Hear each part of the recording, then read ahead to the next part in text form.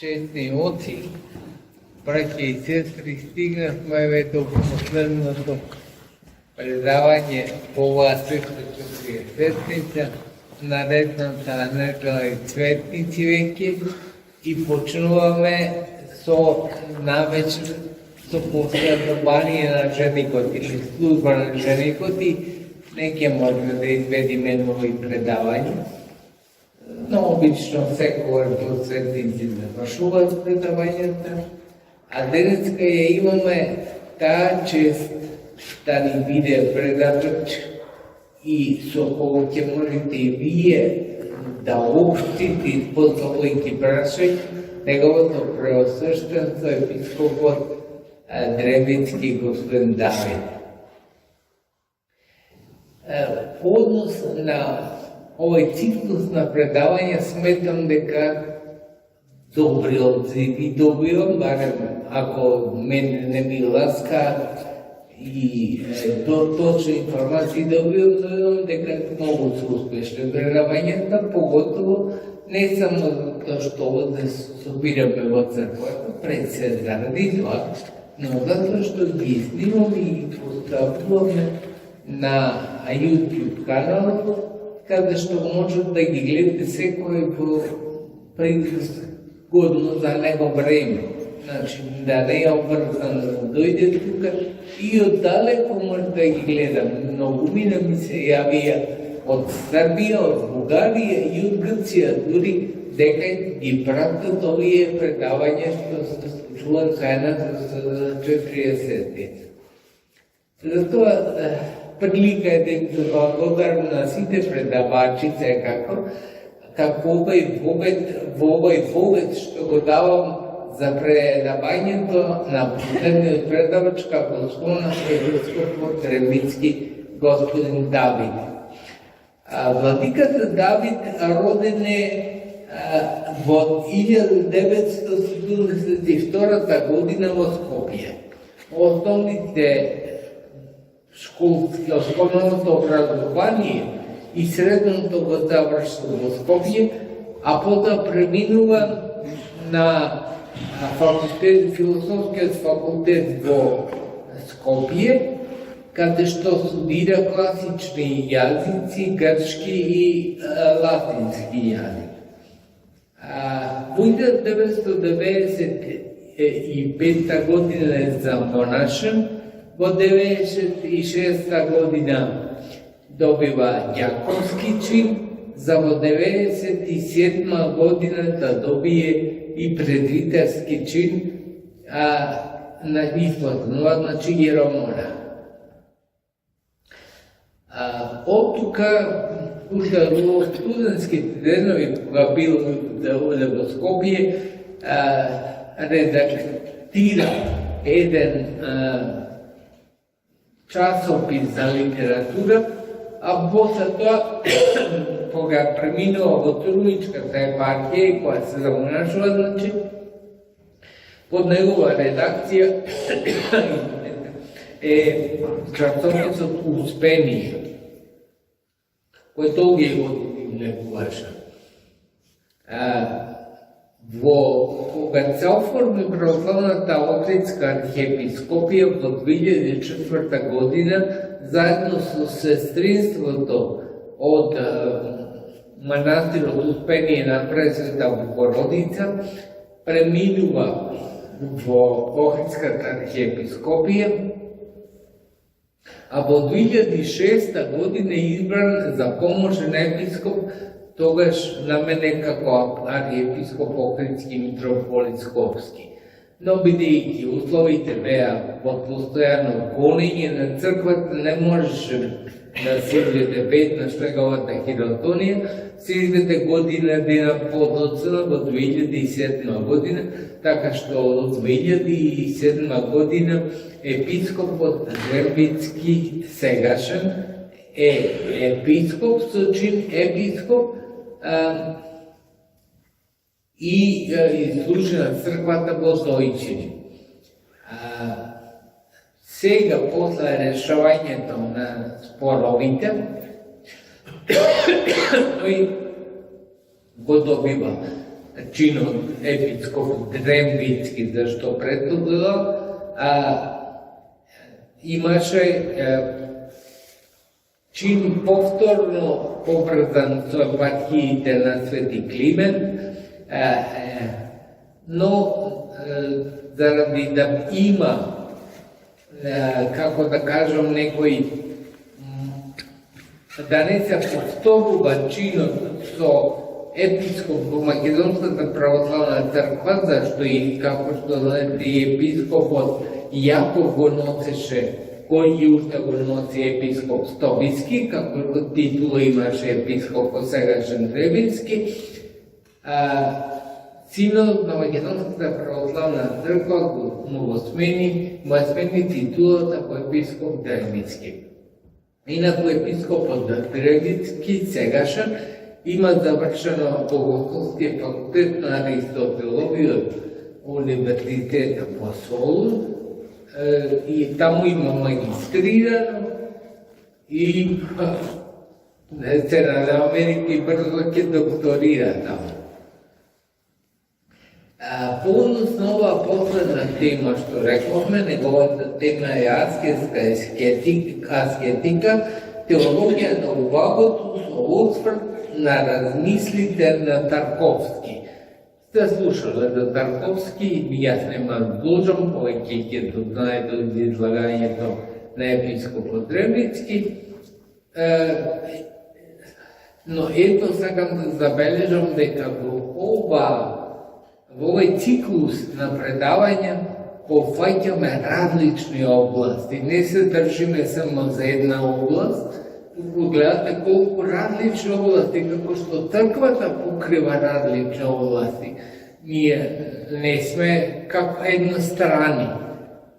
Туку денес може би модерно да се каже многу поларни, мултиполарни. Одавна црквата секојаш беше мултиполарна, сега е текна во 21 век да го употребуваат мултиполарни. Ние сме во суштина заинтересирани за се што остане. Затоа го замолувам епископот Дребницки Господин Давид и за оваа тема да ни направи вовед, а ние, ако не веднаш, ќе се заинтересираме после некое време. По неколку пати ќе видиме снимката на YouTube, може би тогаш ќе се заинтересираме. Зашто така од интересот кај видео, одма не може веднаш зборовите нечии да побудат интерес, меѓутоа побудуваат интерес по неколку дена, по неколку месеци, 2 години. Ваше присъствие да замилуваме да ни ја изложите темата која споменавме и која предходно беше најавена, и се надевам дека за сите ќе биде со голем интерес следена. Високо преосвештен митрополите Крушевски, Демирхисарски, Господин Јован, јас ја користам приликата веднаш да ви се заблагодарам на поканата да учествувам во овој циклус на великопостни предавања кои што ги организирате како митрополија и без да должам многу ќе се обидам да проговорам неколку едноставни зборови во однос на темата која што високо преосвештениот митрополит ја најави. Имено убавото како тема без друго има долга историја. За жал, мноштво луѓе му пристапуваат на убавото како на даденост само по себе. И едноставно немаат аскетски пристап кон животот. Тоест, не го прават подвигот без престан да продираат во смислата на убавото. Ниту пак си го проблематизираат постоењето со прашањата што е убавото и од каде потекнува убавото. Сосема накратко ќе ве подсетам веројатно на сите вам една позната случка од Ефитијата, кога едно семејство со своето дете биле принудени при прогонот на христијаните да се сокријат на подолго време во некоја пештера. И сватете го тоа и во алегориска смисла, малечкото детенце кое што го имале со себе, еден извесен временски период го поминало во пештерата. И при првата околност, кога прогонот поминал, родителите го извадиле детето целосно од пештерата и детето го погледнало сонцето и им го поставило со восхит прашањето на своите родители, велејќи: кој го има направено ова? Значи, детето не сметало дека сонцето, како што мнозина денес по навика смета дека по автоматизам им следува. Детето разбира дека сонцето не му следува по автоматизам и дека некој тоа го има направено за него. Во продолжение ќе се осврнеме на значењето на овој дел од излагањето. Сега ќе продолжам со фактот дека исто така се добива и впечаток дека голем број луѓе се ограничуваат само на психолошкото и на физичкото равниште на убавото. Се што се наоѓа надвор од тоа равниште, а надвор од тоа равниште се наоѓа трансцендентното, или како што постои еден прекрасен црковно-словенски збор за овој латинизам кој што го имаме усвоено, значи оданде страното. Значи се што се наоѓа надвор од равништето на оданде страното, се остава надвор од размислувањата за убавото. Како да станува збор за нешто што нема допирна точка со постоечкиот свет. Тука е неопходно накратко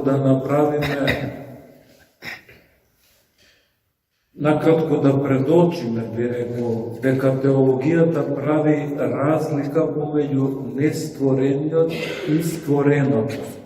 Бог е нестворен, светот е створен. Прави разлика и помеѓу суштината и енергиите Божји. По неговата суштина Бог е трансцендентен, оданде стран, значи непоимлив, а тоа што произлегува од енергиите Божји е светот. Створеното и нествореното се обединуваат во личноста Христова, но тоа не значи дека се мешаат. Со сигурност, значи можеме да кажеме дека темата убаво на нашите простори систематски започнува да се развива со античката култура. Реченово првенствено се однесува на визијата и делата на старогрчката уметност, која што преку различните изрази има изградено една цела, како што се именува во науката митологија на убавото. Очигледно во оваа култура, основното рамниште за поимањето на убавото представува митологијата за убавината на телото. Ние денес во музеите гледаме само траги од таа култура, но за древниот свет тогашните уметнички дела представувале еден целосно изграден светоглед, Без друга, античката мисла ја гледа природата како ред, како хармонија и главно како украс и како убавина. Таа ги пренесува начелата за поимање на светот и на постоењето на едно, би рекле, антрополошко рамниште и уметноста почнува да ги изразува тие начела главно преку вајарството. Задлабоченото изучување на античката уметност доведува до сознанието дека, например, преку скулптурата, древната култура ја истражува природната убавина на светот. Доколку на прв поглед целта на истражувањето на убавото првенствено била покажување на природната убавина на телото, сепак подлабокиот и подетален поглед во суштина ни го покажува преминот од митологијата на телото во една умствена идеја за убавото. Следствено, кај Платон, значењето на убавото се однесува првенствено на душата, која ги содржи сите одлики на митологијата на телото. Со Платоновото учење, убавото се воздигнува и се поставува главно во умствената природа на душата. Со неоплатонизмот пак, митологијата на убавото конечно се разделува од митологијата на телото. Известно е дека сваќањата на неоплатонизмот со неговиот абсолютистички карактер на душата представува широко распространета философија во првите векови на христијанството. Познато ни е дека тогаш кога се појавува христијанството, најшироко распространета философија била неоплатонизм. Затоа од страна на незнабожечките философи, христијанството при неговата појава на историската сцена беше обвинето како телољубив род, заради воплотувањето Христово, заради тоа што Христос прими плод. Та заради тоа се сметаше, спротивно на убедувањата на мнозина, кои што се погрешни убедувања, но да не навлегуваме сега во таа тема, бидејќи таа тема нема доперни точки со нашето денешно изложување, значи спротивно и коренито различно од античката философија. Неопходно е да се нагласи дека библиското предание на христијанството го покажа токму тоа што и недостасуваше на античката онтологија. Значи го покажа значењето на постоечката стварност за човековата личност. Се разбира, убавината на античките скулптури е сведоштво и израз на природната убавина. Но потребно е да се истакне дека за разлика од христијанството, во античката философска мисла, светот и природата се една затворена и само доволна стварност, која нужно действува во рамките на едно, би го нарекле, вечно рециклирање. Ќе објасниме подоцна што значи тоа. Се, значи, па дури и нивните богови, се подчинети на функцијата на природата. Познат е стихот од античката поезија, кој гласи вака: «Ананка дуде сеи махунне». На нужноста дури и боговите и се подчинуваат. Вели во 139 година пред Христа Симонидис.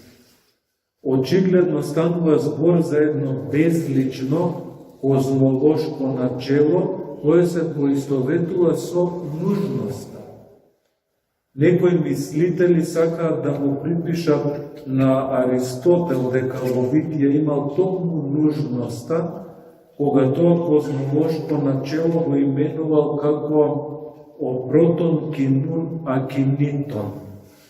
Знаете дека за Аристотел Бог е првиот кој не се движи, но се раздвижува. Кога би требале да го илустрираме овој став на Аристотел, би можеле да го илустрираме со примерот на магнетот. Магнетот е тој кој што не се движи, но ги придвижува предметите околу себе. Бидејќи на сите ви е познато дека во античката философска мисла, конкретно и кај Аристотел, движењето е одлика за несовршенството. Несовршените, т.е. луѓето се движат. Тоа што е совршено, Бог не се движи. Значи, постои ставот дека токму во оваа точка древната философска мисла ја достигнува незината граница. Сосема накратко, значи се осврнавме на одредени согледби за убавото кои пред воплотувањето Христово ја одликуваа античката философска мисла. Како вовед во христијанската теологија на убавото, накратко би ја парафразирале дилемата на одредени современи теолози, која гласи мистика или аскеза. Некои современи теолози ја имаат оваа дилема, која ние во случајов ќе ја парафразираме во дилема аскеза или естетика. Имено станува збор за тоа дали аскезата и естетиката можат да сопостојат. Логично е да се истакне дека аскетизмот не треба да биде лишен од естетиката. Но и естетиката треба да биде аскетска, треба да биде подвижничка. Значи, тие не се разделено постоење. Не постои една црква за аскетите, а друга црква за естетичарите. И аскетот и естетичарот се делови на истото мистично тело Христово на црквата, та нивниот начин на постоење би можеле да речеме дека се дели неделливо. И естетиката изискува подвиг, и подвигот изискува естетика. Сосема различно од античката философска мисла, христијанското предание не се осврнува исклучиво на физичката убавина на светот или на умствената идеја за убавото, туку се собира во една теологија на убавото. Нестворениот Бог постои надвор од реалноста на светот и представува слободна причина и почеток на се. Човекот и светот, значи светот кој што е возглавен и представуван од човекот, се творба и настан на слобода, а не на нужност, не на принуда. Во тој контекст, христијанската мисла од самиот почеток прави чекори за формирање на една теологија на убавото. Од првите векови, со апостолските дела, потоа со кападокиските отци, свети Дионисиј Ареопагин, свети Максим Исповедник, свети Јован Дамаскин, свети Симеон Нов Богослов, светиот Григори Валамов, филокалиското движење, па се до светиот Порфири Катерина Левит, црквата ја гради својата теологија на убавото, првенствено преку обемната химнографија, преку литургиската поезија и без друго преку сите видови уметност. Литературата, сликарството, театарот, филмот, музиката, фотографијата и сите видови уметност. Црквата не може да се одрече од тие делови кои што уметноста, кои што пар екселанс и припаѓаат на црквата. Некои од современите теолози, бидејќи знаат дека и православните, кај не сите, кај некои православни постојат ставови дека православниот христијанин не смее да чита никаков вид литература освен црковна, не смее да гледа никакви слики освен икони, не смее да слуша никаква музика освен црковна. Велат некои современи теолози дека доколку така лесно црквата се одрече од тие уметности кои што пар екселанс на црквата и припаѓаат, тогаш ќе стане карикатура од црква. Бидејќи токму во уметноста според мнозина од отците на црквата можат да се најдат трагови на вистината кои што можат да го воздигнат човекот кон Бога. Затоа, осврнувајќи се токму на уметноста, режисерот Андреј Тарковски недвосмислено истакнува дека, и гледате колку мудро се изразува овој уметник, велејќи уметноста освојува со духовната енергија, која во своето дело ја вложил самиот уметник, а не со некакви несоборливи, еве да се изразиме, научни докази. Патот по кој оди современата уметност, одрекувајќи се од потрагата по смислата на животот, во име на афирмација на самопочитувањето, е лажен пат. И тоа е интересна тема за разговор.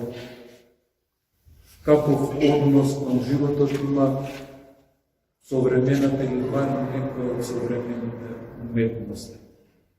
Значи, ако вели Тарковски, уметноста ги содржи символите на апсолутната вистина, тогаш секоја слика на светот, прикажана во уметничкото дело, трае за секогаш.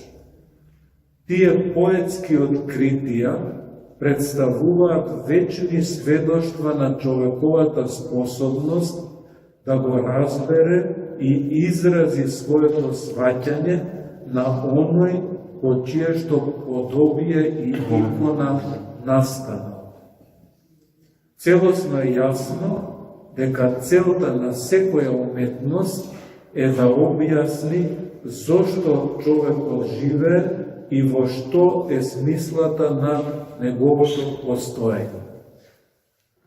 Значи нема тука никаков ларпурлартизам, уметност заради уметност. Туку уметност која што возведува и воздигнува кон апсолутната вистина, кон Бога. Значи, христијанската потрага по смислата на животот, по смислата на убавото, не представува позајмица или копирање на античката философија, туку има длабоки корени во библиската мисла, која што ја толкува и ја осовременува во рамките на еден пооднозначен и плодотворен диалог на црквата со културата и со специфичниот амбиент на секоја епоха на човековото постоење. Библиската согледба за стварање од ништо, за креатио екс нихило, поврзана е со вистината за светот и човекот. Факт е дека светот е створен, не е вечен и нема онтолошка даденост. Тука би морале исто така да направиме разлика помеѓу православната теологија и античката философија, Согласно на православната теологија, светот е создаден ни од што, но има една латинска изрека која вели nihil ex nihilo fit. Ништо не може од ништо да постане. Значи, велат отците на црквата дека кога се користи тој израз се мисли на следно, дека светот не е создаден од суштината Божја, но дека е создаден преку енергиите Божји, од ништо. За разлика од античката философија, согласно која материјата вечно му сопостои на Бога. Значи, Бог во античката философија не ја создава материјата, туку таа вечно му сопостои.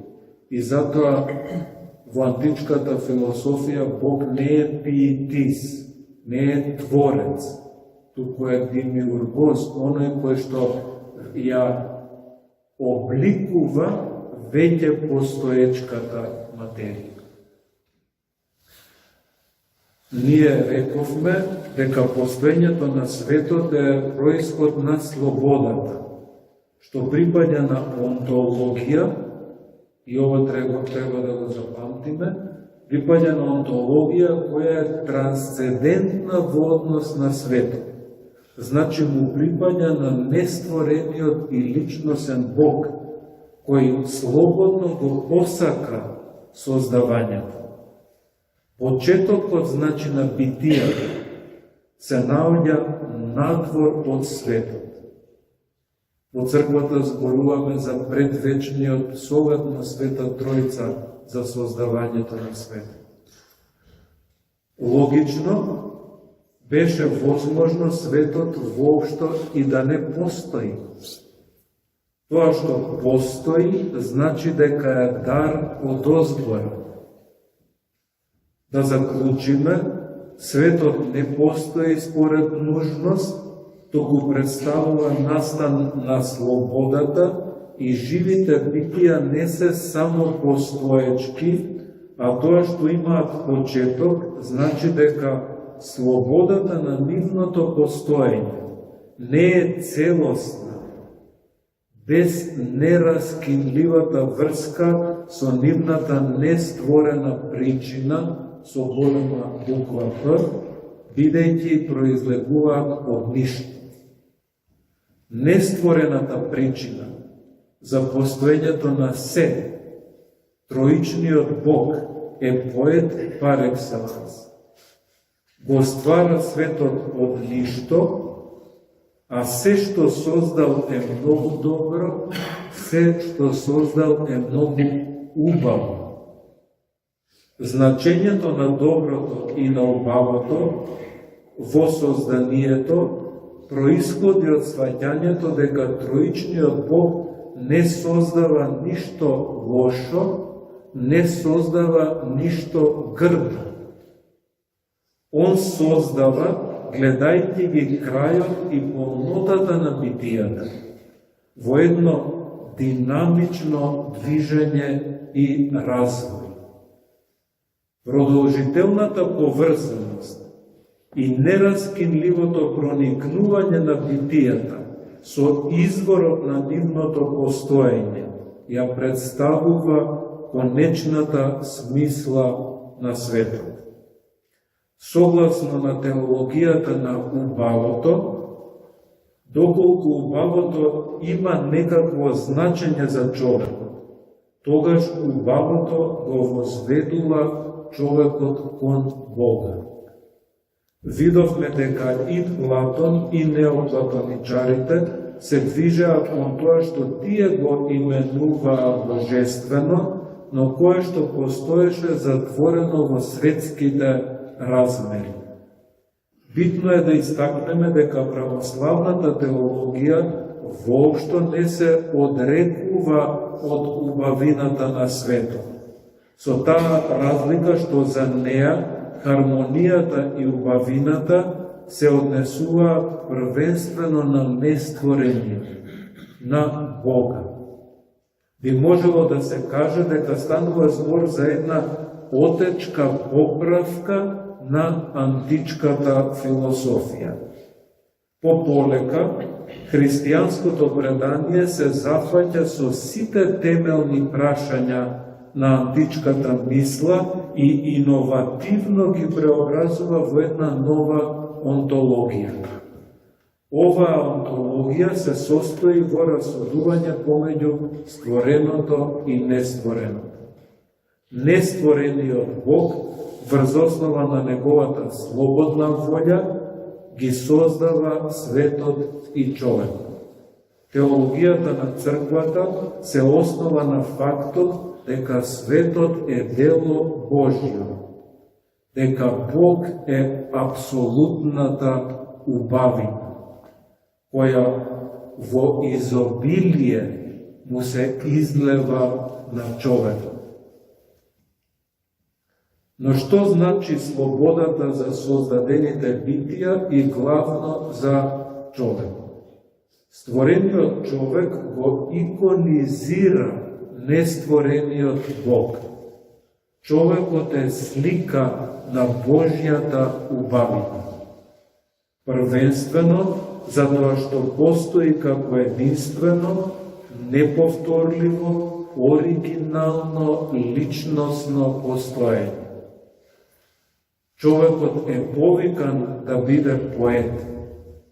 Затоа Тарковски нагласува дека кога се спомнува поезијата, не мисли на неа конкретно овој уметник како на некаков жанр. Поезија за него тоа е поглед на светот. Видете колку интересно размислува. Не ја сведува на стихотворство, туку зборува за поезија како поглед на свет. Посебен вид на човеков однос кон стварноста. Така наблюдувана, таа станува философија која управува со човекот со сиот живот. Уметникот не е истражувач само на животот, туку и креатор на високи духовни вредности и на онаа посебна убавина која ја поседува само поезијата. Таквиот уметник знае да ги види одликите на поетската структура на стварност.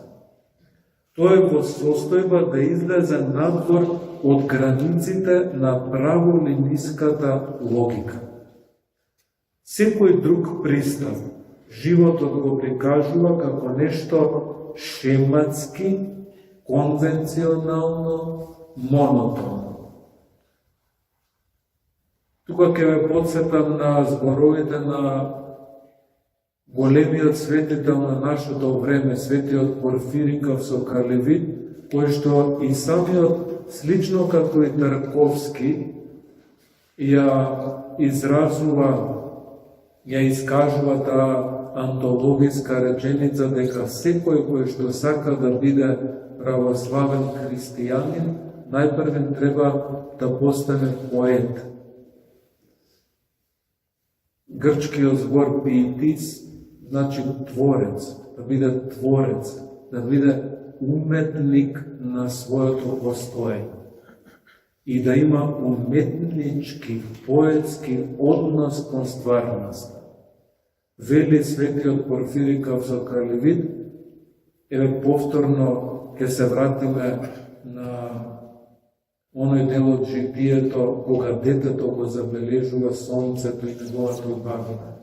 Вели дека човекот кој што има поетски однос кон стварноста, човекот кој што има уметнички однос кон стварноста, тој не гледа на созданието како на нешто што му следи по автоматизам, туку тој знае да се восхитува буквално на се што ќе види. И восхитувајќи се, Восхитувајте му се на небото, восхитувајте му се на дрвото, восхитувајте им се на птиците. Сега се восхитувавме заедно, кога ја видовме што направив. Кога ја видовме стазата за скијање цела со снег, колку прекрасно изгледа. Колку прекрасно изгледа планината. Но гледате, вели светиот Порфири, кога човек ги забележува сите тие нешта и кога им се восхитува, не треба, не би смеел да остане само на појавното, туку да го воздигне и да го возвиси тоа што го гледа кон она што е зад појавното и да го однесе во преградките Божји. Така прават луѓето кои што се восхитуваат и на уметноста, ке погледнат една прекрасна или две, три слики на одредена изложба, ке се восхитат колку се убави сликите и си велат колку би сакале да го запознаеме сликар. Не се задоволуваат само со тоа што ќе го видат на изложбата. Кога ќе се восхитат луѓето на тоа што го гледаат во своето окружување, вистинските уметници, вистинските поети на своето постоење, велат, сакаме да го запознаеме поетот со големата почетна буква П. Сакаме да дојдеме преку се ова што гледаме до самиот Христос. Да не должам повеќе да се вратиме на белешките. Изразот според икона Божја, кај човекот, значи, не се исполнува во неговите можности, какви што се интелигенцијата, психолошката самосвест и друго, туку првенствено во можноста човекот да биде личност, возглавувајќи ја севкупната човекова природа, а во неа и сиот свет. Бидејќи човековото тело произлегува од составот на чувствениот свет, сета твар, запамтете, сета твар, токму преку човекот, патува или кон вечноста, или кон исчезнувањето. На кој начин, ќе праша некој, се случува речено? Од сите битија, само човекот може слободно да заедничари со божествениот живот, оддалечувајќи се себе си и сета твар од распадливоста и од смртта. Затоа Тарковски вели, кога настапува смртта, умира и индивидуалното време, што доведува до тоа животот на човечкото битие да биде емотивно недостапен за другите, мртов за другите. Времето е неопходно за човекот, за тој, отелотворувајќи се, да се оствари како личност. Тука би сакал сосема накратко да кажам дека кај мнозина православни, за жал, се провлекува еден, можеме да го наречеме, да го именуваме така, психолошки монофизитизам. И православните на се што е создадена категорија, вклучително и на времето, значи материјата, па и на убавото, гледаат како на нешто лошо. Се што е створено е лошо, а Бог го прими човечкото тело на себе и го обожи. И затоа велам дека со гледбата, дека се што е створено само по себе лошо, во православието представуваат действително еден вид психолошки монофизитизам.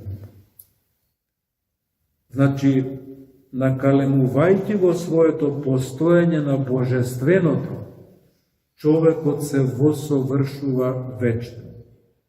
Не накалемувајќи го, тој само има име дека е жив, а во суштина е мртов.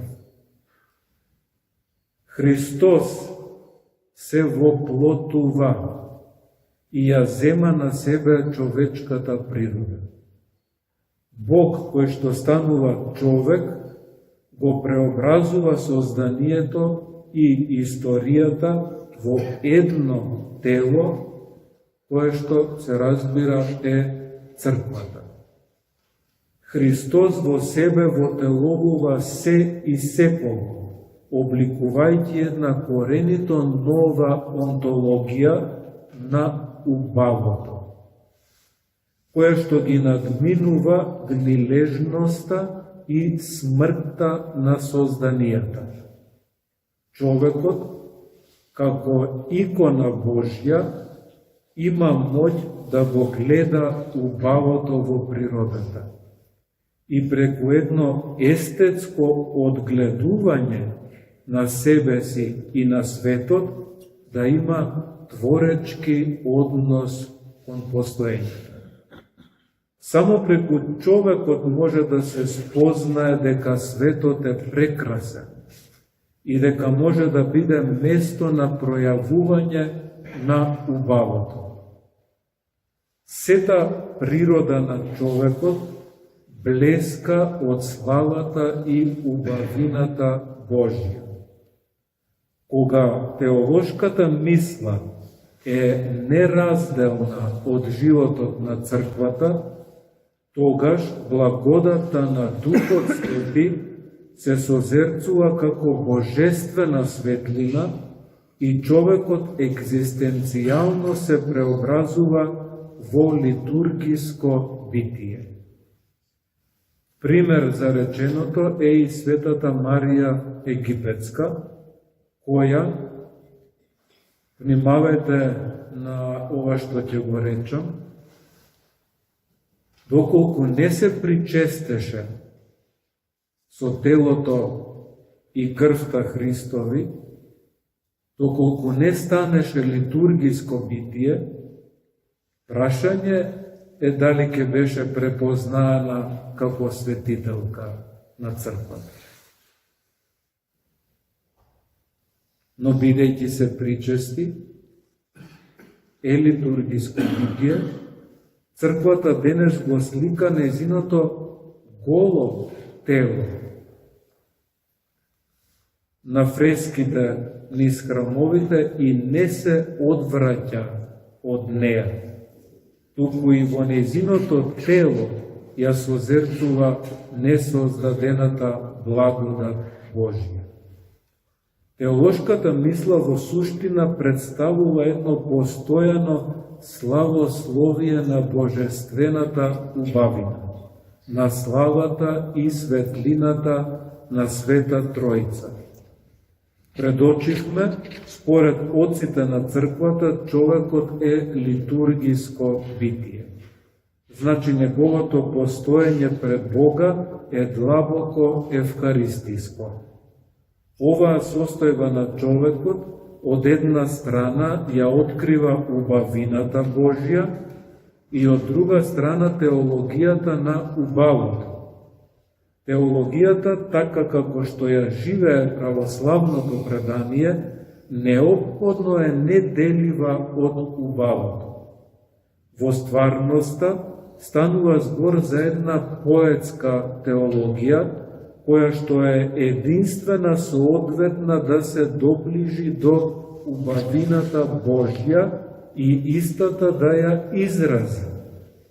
Оваа теологија на изненадувањето пред божествената убавина представува суштина на создаденото, која што човекот е повикан да ја изрази и да ја толкува за она литургиското, за живот на светот. Христос е човечкиот лик на Бога, на кого почива Светиот Дух и ни ја открива апсолутната убавина. Љубовта Божја ја зрачи убавината кон надвор и ги повикува битијата да учествуваат во вистинскиот живот, кој ја укинува трулежноста и смртта. Постоењето може да биде разбрано единствено доколку го појмиме меѓусебното проникнување на Бога и човекот, на нестворената и створената стварност. Според светиот Дионисија Ареопагит, убавината е едно од имињата Божји и човекот е створен според вечниот архетип, архетипот на убавината, затоа и учествува во убавината Божја. Човекот ја гледа убавината на невидливиот Бог, во човечкиот изглед на новиот Адам, Христос, и станува влюбеник во убавината. Живејќи една култура, а тоа е православието, култура на воплотувањето, живејќи една култура на воплотување на убавото, Тарковски го посочува следното и вели: запазувањата може да се пробира. Значи станува збор за филмската уметност. И додава: на лентата практично го оставаме само тоа што има право да биде составен дел од поетската слика. А тоа на некој начин би можело во преносна смисла да важи и за животот на човек. При тоа, додава тој, филмската поетска слика не смее да се раздвојува, да се одвојува од својата темпорална природа, не смее од неја да се изфрли текот на времето. Како што и Христос доаѓа во историја, доаѓа во времето. Значи, поетската слика ќе постане вистински филмска при еден задолжителен услов од многуте. Покрај тоа што живее во времето, потребно е и времето да живее во неа, почнувајќи од секој поединечен кадар. И го поставува прашањето како се доживува времето во кадарот. Тоа се појавува таму каде што во позадината на настаните се чувствува одредено влијание на вистината. Кога сосема недвосмислено постануваш свесен за тоа, дека тоа што го гледаш во кадарот не се завршува на визуелниот приказ, туку само навестува нешто бесконечно, што ги надминува рамките на самиот кадар, навестува живот. Ова е сличност со она што претходно посочивме дека го кажува светиот Порфири Кавсокаливит, за тоа дека создадената убавина може да го воздигне човека кон божествено. Следствено, убавото не е само чувство, не е само идеја, туку убавото е личност. Значи, личноста Христова. Достоевски би рекол дека во овој свет не постои друга, освен една преубава личност, Христос, на начин што пројавата на неговото бескрајно убаво лице е чудо само по себе. Целото Евангелие според Јован ја има таа смисла. Целото чудо го гледа само во воплотувањето, само во пројавата на убавото. Не станува збор за некаква естетска теорија на убавото, туку за личносно учество во таа убавина како благодатно воделовување на убавината Христова, која преобразува. Не станува збор за една горделива и интелектуална метафизичка совршеност, туку станува збор за една воскресенска убавина. Славниот писател повторно истакнува: човештвото нема потреба да живее од наука и леп, туку само убавината е нужна, бидејќи без убавината ке нема повеќе што да прави во овој свет.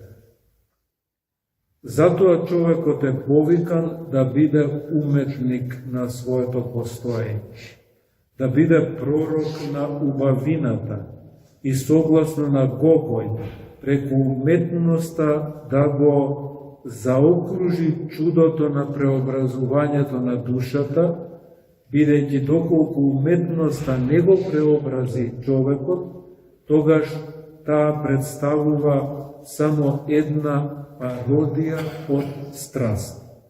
Ништо повеќе. Битно е да се истакне и дека според светиот Максим Исповедник, целосното исполнување на првичната убавина во совршена красота ќе се случи на крајот од историјата и ќе го добие името Царство. Вистината на битијата не се наоѓа во нивниот почеток, односно во тоа што биле, туку во тоа што ќе биде. Кај мнозина оци на црквата станува збор за една литургиска есхатологија. Преобразувањето на телото и на сета твар ги покажува културните димензии на таинственото и исихастичко човештво.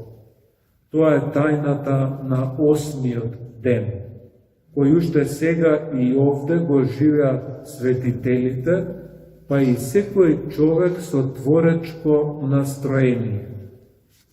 Рековме, секој поет на своето постоење. Литургијата е должна да се сретне со културата, да ја просветли со светлината на 8-миот ден и да ја преобрази во козмичка литургија. Станува збор за зрачење на божествената убавина, за излез на црковната заедница кон светот и кон културата, за плодотворен диалог со светот, со цел да се преобрази животот на целото создание. Да го парафразираме и Флоровски, кој истакнува дека денес, како никогаш досега, имаме потреба од една теологија на културата, која ќе ја земе во вид агонијата на современиот свет, кој што ранет од нихилизмот и профанизирањето го изгуби вдахновението и неговата визија за светот и историјата. Во тој контекст Тарковски ќе напише: постои друг јазик, друг начин на заедничарење помеѓу луѓето. Тоа е комуникацијата со помош на чувствата, на поетските слики. Во таквата комуникација се надминува нееднаквоста, се рушат границите. Волјата, чувството, тоа е она што ги брише пречките помеѓу луѓето. Пречки кои стоеле од двете страни на огледалото, од двете страни на вратата. рамките на платното на киното се отвараат и светот, кој што порано беше одвоен од нас, останува стварност. Потребно е, значи, одново да се зачне тајната на маничниот ерос Божи, кој не се наметнува, рековме, како метафизички авторитет и нужност, туку се открива личносно во слободниот одговор на љубовта на човекот и станува во Христа полнота на човековиот ерос. Во убавината Христова повикано е преку човекот да учествува сето создание. А како што впечатливо објавува Кафка, секој кој што ја сочувува способноста да ја гледа убавината, никогаш не остарува. Убавината на човекот и на созданието не е несреќен случај или затворен симптом на рециклирачката онтологија на распадливоста, туку се однесува и постојано ја одразува убавината Божја. Завршувам, нема повеќе да го злоупотребувам вашето внимание, завршувам со следнава реченица. Православната теологија е недвосмислена. Убавината во црквата не е и никогаш нема да биде музејска категорија, туку мистична објава на Богот човекот Христос, кој го спасува човекот и светот од растурање, од грдото, од смртта. Ви благодарам многу за вниманието.